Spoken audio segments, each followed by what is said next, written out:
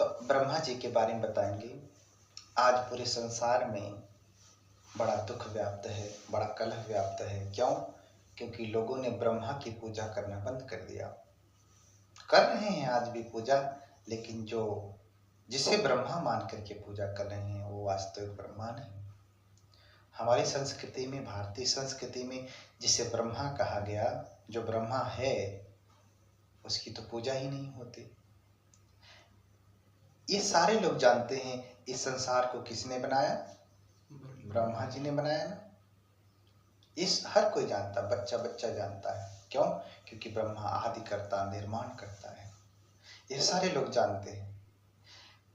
तो क्या ब्रह्मा जी ने संसार को बनाया तो आपने देखा या मैंने देखा? नहीं। जो ईश्वरवादी हैं, जो ब्रह्म को मानने वाले हैं, वो कहते हैं कि संसार को ब्रह्मा ने बनाया। और जो नास्तिक प्रवृत्ति के हैं, जो ईश्वर को नहीं मानते, वो कहते हैं संसार को ब्रह्मा ने नहीं बनाया, इस संसार का विकास हुआ है।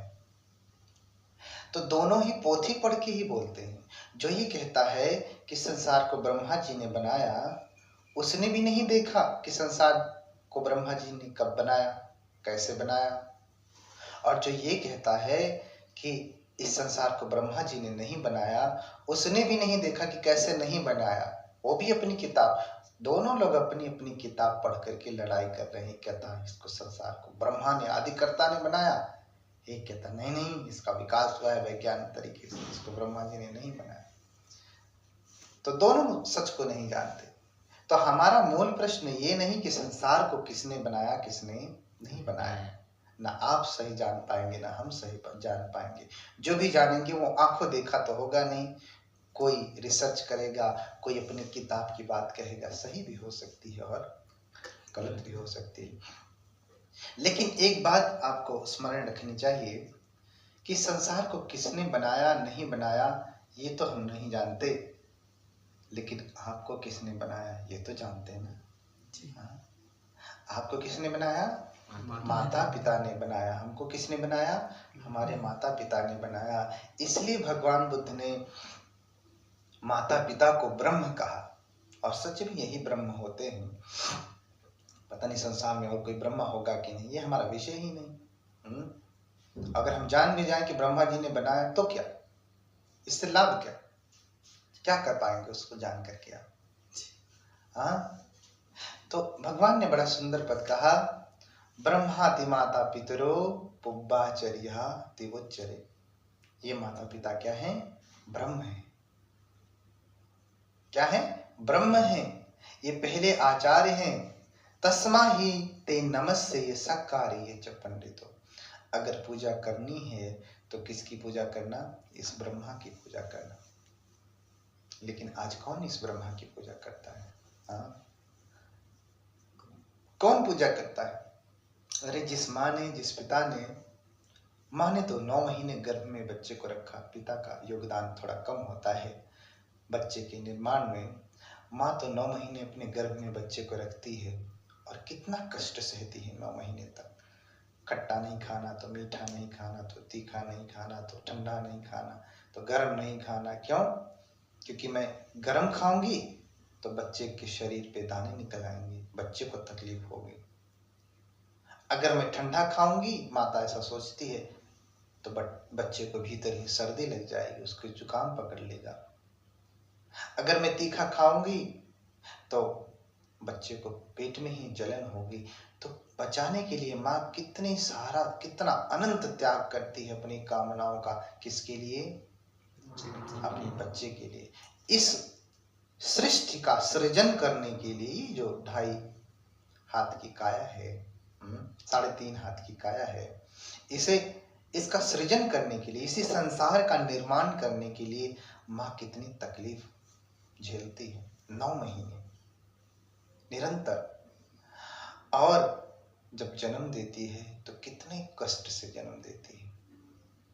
उस कष्ट को हम और आप अनुमान नहीं लगा सकते। ऐसा वर्णन मिलता है कि सैकड़ों हड्डियां टूटने जितना माँ दर्द को सहती है, तब जाकर के बच्चे को जन्म देती है। हाँ, सैकड़ों हड्डियां जितना टूटने का दर्द माँ सहती है, तब जाकर के बच्चे को जन्म देती है। इतनी पीड़ा सहने के बाद भी माँ कभी किसी के प्रति द्वेष नहीं करती, अपने बच्चे को के प्रति द्वेष नहीं करती। इतना कष्ट सहने के बाद जैसे ही अपने नवजात शिशु का मुख देखती है, माँ की सारी पीड़ा, सारा दर्द खत्म हो जाता है आपका मुख देख करके, बच्चे का मुख देख करके। हाँ, तो इसलिए भगवान ने कहा तस्मा ही ते नमस्ते ये सक्कार्य च पंडितो। इसलिए ऐसी जननी का, ऐसे जनक का, ऐसी माता का सदैव क्या करना चाहिए? वंदन करना चाहिए, इसको नमस्कार करना चाहिए, इसका सत्कार करना चाहिए। क्यों? क्योंकि पजानम अनुकंप का यही पुत्र के लिए, प्रजा के लिए क्या है? सबसे बड़े अनुकंपक है। इनसे बड़ा दयालु पुत्र के लिए और कोई नहीं हो सकता। माता से बड़ा दयालु कोई और नहीं हो सकता। नहीं, बताइए ना, आपकी कोई एक उंगली तोड़ दे, एक हड्डी तोड़ दे, तो आजीवन वो आपका मित्र बन पाएगा? नहीं ना। और आप तो सैकड़ों हड्डियां तोड़ने जितना दर्द दे करके बाहर निकले हैं। सोचो, इतना पीड़ा, इतना कष्ट देने के बाद भी माँ के मन में आपके प्रति जरा सा क्रोध, जरा सी दुश्मनी, जरा सा वैमनस्य, जरा सा भी वैर भाव आपके प्रति नहीं आता। और जब तक जीती है, चाहे बच्चा दुष्ट हो चाहे अच्छा हो, उसका भरण पोषण ही करती, उसके लिए मंगल कामना ही करती है। इसलिए भगवान ने क्या कहा? तस्मा ही ते नमस्ते ये सक्कार्य च पंडितो। पंडित अर्थात ज्ञानी पुरुष को चाहिए कि ऐसी माँ का, ऐसे पिता का सदैव जो है वंदन करना चाहिए, नमस्कार करना चाहिए, सत्कार करना चाहिए। क्यों? क्योंकि सबसे बड़े अनुकंपक पुत्र के लिए, पुत्री के लिए कौन है? माता पिता है। इसलिए इन्हें क्या कहा गया? ब्रह्मा। अब सत्कार कैसे करेंगे, सेवा कैसे करेंगे, पूजा कैसे करेंगे? हाँ, लोग कहते हैं कि माता पिता ने जो कह दिया वो ब्रह्म की लकीर। ब्रह्म तो है ही वो जो कह देते हैं वो मिटता नहीं। अगर किसी को श्राप देते हैं कि जा, अरे जाओ, मुझे जैसे दुख दे रहे हो वैसे तुम्हें भी दुख मिले, तो जीवन में कभी भी सुख मिलने वाला नहीं। किसी भी भगवान के पास चले जाइए, कितने भी बड़े गुरु के पास चले जाइए, कितने भी बड़े मंदिर में चले जाइए, कोई भी व्रत कर लीजिए, कोई भी उपवास रख लीजिए, माँ का ये दिया हुआ श्राप, पिता का ये दिया हुआ श्राप, उसे कोई काट नहीं सकता। कोई हाथ ही नहीं लगाएगा आपको उबारने के लिए। क्यों? किसी में इतना सामर्थ्य नहीं कि माता पिता की अवहेलना करके, ब्रह्म की अवहेलना करके, जिसने निर्माण किया, जिसने बनाया, उसकी अवहेलना करके कोई कहीं शरण पा जाए, ऐसा संभव नहीं है। इसलिए ये सबसे बड़े भगवान, यूं कहें, ये आपके आदिकर्ता, ये ब्रह्म, इनको क्या करना चाहिए? इनकी पूजा करनी चाहिए। कैसे पूजा करना चाहिए? तस्मा ही ते नमस्ते ये सक्कार्य च पंडितो। कैसे सत्कार करना? अन्नेन पानेन वत्थेन शयनेन च। कैसे कैसे पूजा करना, कैसे सत्कार करना? उनको भोजन देना समय पे। अरे सोचो, माँ ने, पिता ने स्वयं भूखे रह करके बच्चों को भोजन दिया।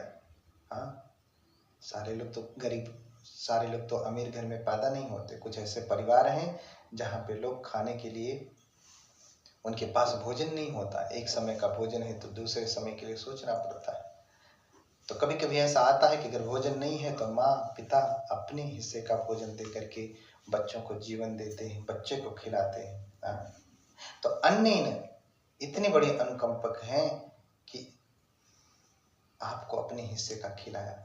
अब जब आप बड़े हो गए, आप पढ़ लिख करके डॉक्टर, इंजीनियर, प्रोफेसर या कुछ भी बन गए, आप कमा रहे हैं, भरण पोषण करने के लायक हो गए, तो आपका कर्तव्य बनता है कि आप माता पिता को सुव्यवस्थित भोजन कराएं, सुव्यवस्थित पेय दें, जूस पिलाएं। लेकिन जूस किसको पिलाते लोग?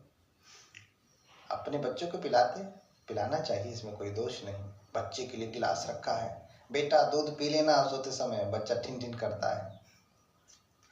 मम्मी आती ही सुनाती, हजारों कहानी सुनने के बाद तो दूध पीता ठिन ठिन ठिन करके। ठीक है, बच्चे का भी भरण पोषण करना, लेकिन सबसे पहले जो ब्रह्म है, जो माता पिता हैं, उनकी देखरेख करना। उसके बाद पुत्र, ज्ञात कानन च संग, उसके बाद जो दूसरे पुत्र हैं। कहानी सुनने के बाद तो दूध पीता ठिन ठिन ठिन करेंगे। ठीक है, बच्चे का भी भरण पोषण करना, लेकिन सबसे पहले जो ब्रह्म हैं, जो माता पिता हैं, उनकी देख रेख करना।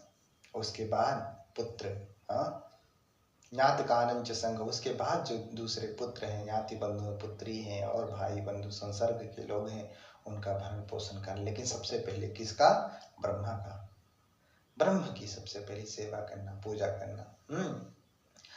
अन्नेन पानेन वत्थेन शयनेन च, और कैसा देना? और क्या करना? वस्त्र देना। हाँ, देखो देश की कितनी बड़ी विडंबना, देश की नहीं पूरे विश्व की ये कितनी बड़ी विडंबना कि अभी देखिए ना, आपके घर में सबसे पुराना कपड़ा कौन पहनता है? माता पिता, दादा दादी। हाँ, कौन पहनता? माता पिता, दादा दादी। आप एक बार पहन करके आए, कोई कपड़ा नया खरीदे और पहन करके किसी पार्टी में गए, ऑफिस में गए, हाँ पापा ये शर्ट आप पहनो। आपने एक दिन पहना, उस शर्ट को पिता 1 साल 2 साल 5 साल तक पहनता, जब तक वो सिकुड़ करके यहाँ तक ना आ जाए, कंधे तक। हाँ, आप एक साड़ी पहन करके एक बार पार्टी में गई, हाँ बहू या बेटी, तो मम्मी ये साड़ी आप पहनो, और माँ उस साड़ी को पहनती है जब तक वो पुरानी ना हो जाए, फट ना जाए। ऐसी बहुतों की दशा है। लेकिन आप ध्यान से सोचें कि जब आप जन्म लेते हैं तो माँ का कितना बड़ा उपकार, पिता का कितना बड़ा उपकार। अभी आप गर्भ में हैं, हजारों प्रकार के खिलौने, हाँ कितने प्रकार के कपड़े पहले से आके रख दिए जाते हैं, और जैसे ही बाहर आते हैं तो माता पिता तो छोड़ दीजिए, कितने सारे कपड़े आपके लिए लाते हैं अपनी सामर्थ्य के अनुसार। और ज्ञाति बंधु सगे संबंधी भी आपके लिए इतने सारे वस्त्र लेकर के आते हैं, जो भी आता है आपके लिए कपड़े लेकर के आता है। लेकिन सोचना चाहिए कि अगर माता पिता अपना शर्ट एक कटवाते तो कितना जोड़ा बनवाते? कितने जोड़ा बनवाते? कई जोड़ा, 4-5 जोड़ा बनवाते। नहीं, फिर आपको कपड़ा भी क्या पहनाते? ऐसे ही लपेट देते रुमाल से। कौन जानता है कि आप सुंदर लग रहे नहीं लग रहे? कौन देख रहा है? आपको क्या पता?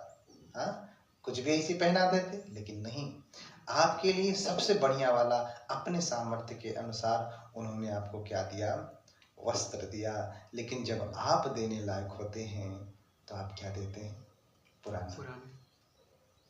देखो शर्म नहीं आती लोगों को। आपका धन, आपका पैसा, आपकी दौलत किस लिए?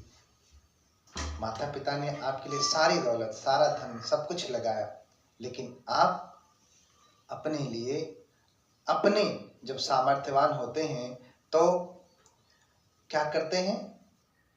उनके लिए कोई भी वस्त्र की व्यवस्था नहीं करते। ये तो बहुत बड़ा अधर्म है, बहुत ज्यादा। इसे आम भाषा में क्या कहते हैं? नमक हराम। हाँ, किसी को आपने एक बार कपड़े नया दे दिया तो आप चाहते हैं जीवन भर आपकी सेवा करे, और 100 बार आपकी बात माना, एक बार नहीं बात नहीं माना तो कहा अरे बड़ा नमक हराम है, इसको मैंने एक जोड़ा कपड़ा दिया था फिर भी मेरी बात नहीं सुनता। अनंत जोड़े कपड़े आपको दिया, सोचो कितने बड़े नमक हराम आप हो, अपने मम्मी पापा की बात नहीं मानते। हाँ तो और दूसरी बात, अन्नेन पानेन वत्थेन शयनेन च, और क्या? शयनासन जो। अच्छा ये बताओ, घर में जो सबसे पुराना बिस्तर उस पे कौन सोता है? Mummy papa. दादा दादी होंगे तो दादा दादी, अभी उनका टर्न चल रहा होगा। हाँ, अब वो हटेंगे तो फिर कौन जाएगा उस? पुराने घर में कौन सोता है? पुराने कमरे में मम्मी पापा। देखो, हाँ सब कुछ पुराना पुराना, जैसे लगता है ये पुराने हो रहे तो इनके लिए सब चीज पुरानी पुरानी ही दी जाए। हाँ, सब पुराना पुराना देते हैं, जबकि ऐसा नहीं होना चाहिए। आपके लिए मम्मी जब आपने जन्म लिया तो आपके लिए पालना, सोने के लिए पालना होता है ना। सोने के लिए कैसा है? पुराना खरीद के लाए? सेकेंड हैंड, थर्ड हैंड की? नहीं ना, नया ही खरीद के लिए। आपके लिए नया बेड आया जो घर में किसी के पास नहीं था, आपके लिए स्पेशल आता है। और वो भी कितने दिन चलता है? 1 साल मैक्सिमम, 1 वर्ष के लिए चलता है। उसके बाद वो पालना भी बेकार हो गया। फिर उससे बड़ा कुछ, फिर उससे बड़ा कुछ, फिर छोटी साइकिल, फिर उससे बड़ी साइकिल, फिर उससे बड़ी साइकिल, फिर मोटरसाइकिल, फिर कार। क्या क्या नहीं दिया आपको, हाँ, क्या क्या नहीं दिया आपको, सब कुछ दिया।